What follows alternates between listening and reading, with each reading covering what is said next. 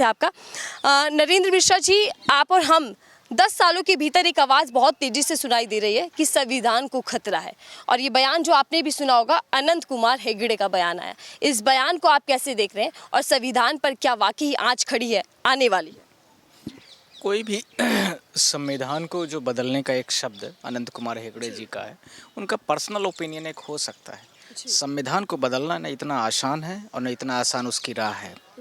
भारत देश के जो अभी करंट में स्ट्रक्चर्स है, उसमें चार तरीके से चीज़ों को कैटेगराइज किया गया है। एक जनरल, एक ओबीसी और इसके साथ में एसटी एससी। इन चार न कि और कैटेगरीज हैं कि कौन ब्राह्मण है, कौन क्षत्रिय है, कौन ये सारी चीज़, कौन मुस्लिम है, कौन हिंदू है।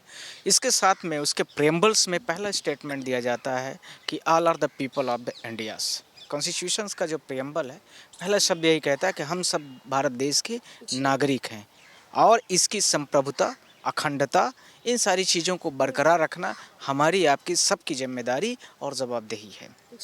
कोई भी कॉन्स्टिट्यूशंस को बदलने से पहले उसके बेसिक स्ट्रक्चर्स, उसके प्रेम्बल्स, उसके आर्टिकल्स, तीनों पार्ट्स को बदलने आवश्यक होते हैं। सबसे पहले उसकी शुरुआत होती है प्रेम्बल से। प्रेम्बल्स के बारे में मैं आपसे बोलना चाहता हूँ। 3 शब्द 1 अप्रैल 1977 में जोड़े गए थे। वो शब्द क्या थे? उस समय पर भारत देश में 42 अमेंडमेंट आया था। संविधान का 42 अमेंडमेंट है, इसमें 3 शब्द जोड़े गए। उन 3 शब्दों में 1 अप्रैल 1977 से 1 अप्रैल 1977 से इसको लागू किया गया। उसमें पहला शब्द था संप्रभुता, दूसरा समानता, तीसरा इसके साथ में एक वर्ड और यूज किया गया। इन तीनों वर्डों को लेकर के उसमें व्यापक तरीके से व्याख्या की गई और व्याख्या के साथ में यह भी स्पष्ट कर दिया, देखिए सोवेरिटीज़ है, इसके साथ में इंटीग्रिटीज़ है और इसके बाद में जिसको हम लोग समाजवाद या ये सारी चीज़ें तीन जो शब्द आए, उन तीनों की काफ़ी व्यापक लेवल से व्याख्या की गई और उनमें यह स्पष्ट किया गया कि हम सारे लोग एक मूलभूत तरीके से एक मानव है, एक नागरिक है, न कि किसी धर्म विशेष को या किसी जाति विशेष को या तो फिर किसी रेस विशेष को हम निकृष्ट नहीं कर सकते हैं या उनको हम इस लेवल पर नहीं लेंगे। इसी के साथ में इसी अमेंडमेंट में यानी 42 अमेंडमेंट में 1 अप्रैल से 1977 में यह भी पावर्स को देखने की कोशिश किया गया। हाई कोर्ट और सुप्रीम कोर्ट के पास इन चीज़ों को लेकर के जो राइट्स है, उसमें भी कंप्लीट तरीके से इनको भी कंट्रोल करने का एक रास्ता भी अपनाया गया था, उस पर भी बात की गई। उसमें यह था कि बेसिक स्ट्रक्चर, इसमें सुप्रीम कोर्ट के पास जो पावर था कि बेसिक स्ट्रक्चर जो भारत देश के हमारे कॉन्स्टिट्यूशन है, उसको कोई भी चेंजेस नहीं कर सकता। अब बेसिक स्ट्रक्चर्स में क्या आते हैं? बेसिक स्ट्रक्चर्स में आता है कि भारत देश का संविधान की प्रस्तावना, दूसरा भारत देश का जो सुप्रीम कोर्ट है, हर चीज़ों का जो जुडिशरीज रिव्यू, जजमेंट और जो सरकारें कुछ भी निर्णय ले रही हैं, वो सारी चीज़ें कहीं ना कहीं जो सही है कि गलत है, उसकी मॉनिटरिंग करने का पावर जुडिशरी को दिया गया। भारत देश में पूरे देश में चुनाव कराया जाएगा। आर्टिकल 324 वगैरह में सारी चीज़ों में स्पष्ट तरीके से सारी चीज़ें की गई, तो उसको लेकर के आर्टिकल्स में तो ये चुनाव का जितना भी काम है वह कोई पार्टी अपने लेवल पर भारत देश की जनता से नहीं कराएगी, सिर्फ और सिर्फ constitutional body election commission of India करेगी। इसी के साथ में यदि यूपीएससी का एग्ज़ाम होगा तो यूपीएससी का चेयरमैन होगा। इसी तरह से हर भारत देश के नेशनल इंस्टीट्यूशंस बनाए गए। उन नेशनल इंस्टीट्यूशंस के आधार पर ये सारी चीज़ें आती हैं कि वो सारे लोग इन तीनों शब्दों के बिहाफ पर सबको कंट्रोल करेंगे। वो तीनों शब्दों के बारे में सोवेरिटी, इंटीग्रिटीज़ और एक जो समाजवाद जो मैंने आपसे बोला, ये सारी चीज़ें, तीनों चीज़ें एक साथ में कंट्रोल होकर चलेंगी। अब आ रही है बात कि ये करते कैसे हैं। पार्लियामेंट में 2/3 से ज़्यादा मेजोरिटी होनी चाहिए, पहला शब्द ये है। इसकी प्रस्तावना के लिए पहले परमिशन लेना पड़ेगा थ्रू प्रेसिडेंट के लिए और इसके बाद में जैसे मान लीजिए वो कुछ गजट नोटिफिकेशंस लाते हैं, वो सुप्रीम कोर्ट उसको अपने उसमें देता है, एक कॉपी इसको उनको देना पड़ता है कि पार्लियामेंट में जो चीज़ें हैं कानूनी तरीके से लॉ जुडिशरीज उसमें अपना एक सारी चीज़ों को लेकर के आएगी, एक क्वेश्चंस को लेके आएगी। इसी के साथ में एक कानूनी तरीके से लॉ मिनिस्टर्स को प्रेजेंट करेगा पार्लियामेंट में on the behalf of the president of India and ministry of the PM. उसके बिहाफ पर वो उसको वहाँ पर ले आके उसको डिस्क्राइब करते हैं, पेश करते हैं, उसमें डिबेट होती है। पर डिबेट आजकल होती नज़र आ नहीं रही है। कोई भी मामला होता है या तो अपोजिशंस के लीडरों को सबको बाहर का रास्ता दिखा दिया जाता है या सस्पेंड कर दिया जाता है। बीजेपी खुद भी पार्लियामेंट में, लोकसभा पार्लियामेंट की मैं शब्द यूज कर रहा हूँ, इसका मतलब राज्यसभा और लोकसभा दोनों है, दोनों में वो लगभग मेजोरिटी पर है और मेजोरिटी पर होने से वो अपने तरीके से जजमेंट को पास करा लेते हैं।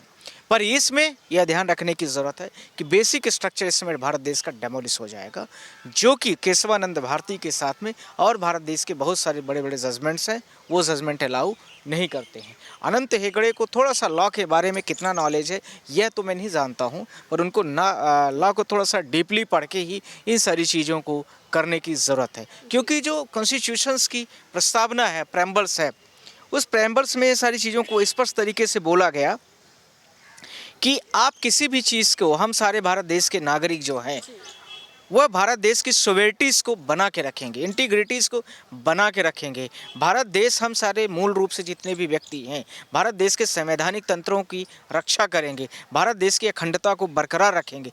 पर जब ये समाजवाद, ये जैसे तीनों शब्द जब चेंज हो जाएंगे तो फिर अखंडता अपने आप ही पूरे भारत देश में फैल जाएगी। तो यह कहीं ना कहीं भारत देश का, जो भारत देश एक डेमोक्रेटिक कंट्री है, डेमोक्रेटिक कंट्री न रह करके एक स्पेशल जाति विशेष की एक कंट्री बन जाएगी। वह नहीं होना चाहिए। उसके आधार पर यह हो जाएगा कि कुछ व्यक्ति विशेष के लोगों के हाथ में सारी चीज़ें आ जाएंगी। आज जो भारत देश में हर व्यक्ति एप्लीकेबल है किसी भी फॉर्म को भरने को लेकर के, हर व्यक्ति किसी भी चीज़ में भारत देश की समान नागरिक संहिताएँ हैं, समान तरीके से उनके वोटिंग राइट्स का पावर है, समान तरीके से उनका जुडिशियल पावर है। यह नहीं पूछा जाता है कि आप किस जाति विशेष के व्यक्ति हैं या आप किस तरह के व्यक्ति हैं, कहां से आए हैं। पर ये सारी चीज़ों से होने से पूरे भारत देश में हर जगह जहां जहां है, पूरे जितने भी आप देखेंगे बैरक्स हैं, जितनी सीआरपीसी आईपीसी है, इसी के साथ में जो हमारे भारत देश का कॉन्स्टिट्यूशन है, लगभग 450 के आसपास जो आर्टिकल्स उसमें है, इसी के साथ में आईपीसी के सेक्शन जितने भी हैं और भी जितने भी एक्ट हैं, उन सब में इनको कोडिंग करना पड़ेगा। और यह बहुत बड़े लेवल पर एक भारत देश को काफ़ी बड़े लेवल पर एक बड़े पेमेंट का काम होगा, बड़े मैन पावर का काम होगा। इन सारी चीज़ों को जो भारत देश ने 100 सालों में बनाया है, उसको 1 महीने में आप गिरा देना चाहते हैं, जो कि भारत देश के सुप्रीम कोर्ट के सारे वकील, देश के सारे वकील, आम जनता, थ्रू मीडिया, सब लोग इसमें साथ में इसका विरोध करेंगे। यदि ऐसा कुछ होता है या कुछ ऐसी चीज़ें आती हैं, सिर्फ और सिर्फ आप किसी पार्टी विशेष को जिताने के लिए, आप एक अपनी सत्ता में बने रहने के लिए आप ऐसा कुछ करना चाहते हो, तो मेरे हिसाब से न तो देश के लिए न्यायप्रिय है, न तो आप जो शपथ लेते हो आर्टिकल्स में, जो आप शपथ के बारे में प्रधानमंत्री, उसके मंत्रिमंडल और इसके साथ में और जो भी लोग हैं उनके बारे में जो बोला जाता है, यानी खासकर लोकसभा के जो मेंबर्स होते हैं, सबकी बात मैं कर रहा हूँ, वो सारे लोग कहीं ना कहीं इस शपथ को लेना बंद कर देना चाहिए। क्योंकि जब भारत देश की संप्रभुता, अखंडता और संविधान की रक्षा आप नहीं कर सकते हो, तो फिर आप किस चीज़ के लिए एमपी हो, किस चीज़ के लिए? तो आप, तो मुझे लगता है कि आप उनसे भी ज़्यादा गए गुजरे हैं जो गाँवों में गाय भैंस चराते हैं और उसके साथ में वह भारत देश की अच्छी अच्छी बातें तो कम से कम कर लेते हैं, कम से कम आपसी डिस्प्यूट तो नहीं करने की कोशिश करते हैं। आप तो पूरी तरीके से पूरे देश की बेसिक स्ट्रक्चर को ही हिला देने के लिए कोशिश करते हो। मिश्रा जी, धर्मनिरपेक्ष शब्द जो बेहद स्ट्रांग है, संविधान की बात करें, आप और हम हर व्यक्ति के मुंह पर ये शब्द सुनाई देता है। इतना बड़े शब्द जिसकी मीनिंग बहुत पावरफुल है, उस शब्द को हटाने की बात यहाँ पर बीजेपी सांसद कर रहे हैं। कह रहे हैं कि अगर 400 प्लस सीटें आ जाती हैं तो धर्मनिरपेक्ष शब्द को हटा दिया जाएगा, वहाँ पर हिंदुओं को फ़ायदा पहुँचाया जाएगा। ये उनकी बयान है। कैसे आप इस बयान को देखते हैं? वो क्या कहते हैं क्या नहीं कहते हैं, मैं अभी इसके बारे में आपको एक शब्द में अभी डिफ़ाइन कर दिया कि उनसे ज़्यादा अच्छे तो वो लोग हैं जो लोग कम से कम नहीं पढ़े हैं पर इनसे बेहतर हैं। आपको बराबर अपॉर्चुनिटीज सबको दी जा रही है, पूरे देश के प्रत्येक नागरिकों को बराबर तरीके से समान अवसर दिया जा रहा है। सरकारी नौकरियां तो लगभग ख़त्म सी हो ही गई हैं, प्राइवेट सेक्टर में थोड़ा बहुत कहीं लोगों को मौका मिलता है। तो जो गरीब तबका है, जो बहुत सारे गरीबों में ध्यान रखना है कि जो हिंदू के वो बात कर रहे हैं, हिंदू की अभी आप पिक्चर्स देखना शुरू करेंगे तो लोगों को एक वक्त की रोटी भी कई जगह पर नहीं मिली। सरकार ने इतनी महंगाई कर दिया है, सरकार ने इतने सारी चीज़ों को बढ़ा दिया रेटों को, यही हिंदू धर्म को नाम करके NRC CA करके पूरे देश की जनता को वोट लेना चाहते हैं। और इसके साथ में यह अपने आप को दिखाने की कोशिश करते हैं कि हम हिंदू राष्ट्र के हिंदू के रक्षक हैं। क्या हिंदू अभी तक रक्षक नहीं थे क्या? आप आए हैं तो अब रक्षक हो गए। आप तो भारत देश के लिए दंगे के लिए फेमस हैं और आप भारत देश में दंगे कराना चाहते हैं। अभी आप इनडायरेक्टली तरीके से कर रहे थे, अब बहुत तरीके के आप इधर उधर एक्ट ला करके करना चाहते हैं। भारत देश में जो शांति और संप्रभुता बनी हुई थी, जो धर्मनिरपेक्ष कंट्री एक बनी हुई थी, आप उसको हटाना चाहते हैं, मिटाना चाहते हैं। ये सारी चीज़ों को लेकर के आप इसी के आधार पर चुनाव लड़ना चाहते हैं, तो वो भारत देश की जनता आपको नहीं स्वीकार करेगी। आप जिस भी कदम में जाना चाहते हो आप कोशिश कर सकते हैं। सर, मैं आपसे ये भी समझना चाहूँगी, संशोधन में वक्त वक्त पर बदलाव होते रहे, संशोधन होते रहे, संविधान को लेकर हम सुनते रहे, लेकिन ये कब होता है और दोनों में अंतर क्या है? संशोधन और बदलाव, इन दोनों में क्या अंतर है? संशोधन किसी भी आर्टिकल्स में किया जा सकता है, किसी भी बिल में किया जा सकता है, CRPC IPC किसी में भी किया जा सकता है। पर यदि कॉन्स्टिट्यूशंस में चीज़ों को बदलाव की लेकर के ज़रूरत है तो वो ध्यान रखने की ज़रूरत है कि पहले प्रियम्बल्स में जो शब्द रखे गए हैं उनमें करना पड़ेगा। प्रियम्बल वैसे ही समझ लेना कि एक पूरे जो हमारा कॉन्स्टिट्यूशन है उसका पूरा एक दर्पण है, यानी एक आईना है, जिसको आप मतलब उसमें 32 शब्द हैं लगभग। उन 32 शब्दों के आधार पर आप मोटा मोटा पूरा समझ सकते हैं कि संविधान में क्या दिया गया है। तो वैसे ही आप समझ सकते हैं, जैसे पूरी पिटीशन हम लोग बनाते हैं तो शुरू में एक छोटे से एक पैराज में कोशिश करते हैं, 1 से 2 पैराज में उसमें सारी चीज़ों का डिस्क्रिप्शन दे देते हैं। वैसे ही प्रियम्बल्स हैं, सबसे पहले प्रियम्बल्स में बदलाव करना पड़ता है। उसके बाद जो आर्टिकल्स आपको इन सारी चीज़ों में अवरोध आपको लग रहा है कि आप हिंदू राष्ट्र बनाना चाहते हैं या कुछ भी बनाना चाहते हैं, या आप माइनॉरिटीज़ को हटाना चाहते हैं, मुस्लिमों को हटाना चाहते हैं, संविधान में जो चीज़ें दी गई हैं उसको हटाना चाहते हैं, तो यदि आप ऐसा करना चाहते हैं तो आपको फिर उसके साथ जो 42 अमेंडमेंट है 1977 में जो आया था उसमें फिर आपको बदलाव कर उसको डिनोटिफिकेशन करना पड़ेगा, तब आप उसको आगे बढ़ा पाएंगे। लेकिन क्या सर ये आसान है, जिस आसानी से बीजेपी के तमाम नेता कह देते हैं कि संविधान को बदल दिया जाएगा, क्या वाकई आसानी से संविधान को नया रूप दे दिया जाएगा? एक होता है, मैंने आपने 2 प्रश्न बहुत अच्छा उठाया है कि एक इनमें जो अमेंडमेंट होता है जिसको हम लोग कहते हैं, और दूसरा एक होता है कि पार्लियामेंट में कंप्लीट मतलब बदलाव, ध्यान रखना। एक होता है संशोधन का मतलब होता है कि उस आर्टिकल में रहते हुए अंदर उसमें थोड़ी बहुत गड़बड़ियां हैं उसको इधर उधर किया जा सकता है।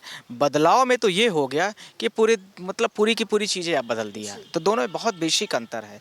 तो बदलाव शब्द का मतलब कि आप कई सारे हो सकता है कि आर्टिकल्स को हटा दें, कई सारे आप प्रस्तावनास को हटा दें, ऐसा हो सकता है। पर अमेंडमेंट जो है तो उसके अंदर, जैसे मान लीजिए आर्टिकल में 21 की बात कर दिया, आर्टिकल 121 में मतलब 21 की, तो उसमें यदि आपको अमेंडमेंट करना है तो आप आर्टिकल 21 तो बना रहेगा, उसकी लाइन भी बनी रहेगी, पर उसके अंदर में रह करके आप कुछ उसको डिफिनीशन में डिफाइन कर देंगे। तो वो दोनों में बेसिक अंतर है। पर ऐसा दोनों में जो अभी आप बदलाव की बातें कर रहे हैं वो तो चुनावी राजनीतियाँ हैं उनकी, और चुनाव के लिए सब चीज़ें करना चाहते हैं, क्योंकि इनके पास इस समय पर इसी तरह के शब्द जो है वो ब्रीथिंग है।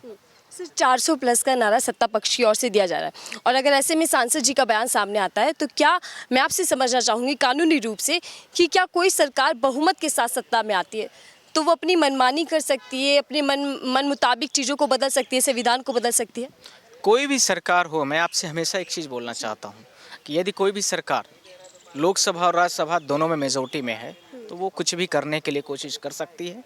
पर यह भी ध्यान रखने की ज़रूरत है कि सुप्रीम कोर्ट के ध्यान रखना है कि नोटिफिकेशंस 1 अप्रैल 1977 42 अमेंडमेंट्स में जब से हाई कोर्ट सुप्रीम कोर्ट के पास में पावर जुडिक्शंस दी गई है, तब से basic structures can not be demolished by this particular any parties. उस समय पर तो उसके बाद इंदिरा जी वगैरह आई, बहुत पावरफुल पोस्टें थी, पर भारत देश के बेसिक स्ट्रक्चर्स को किसी ने भी डिस्टर्ब नहीं करने की कोशिश किया, न किया है।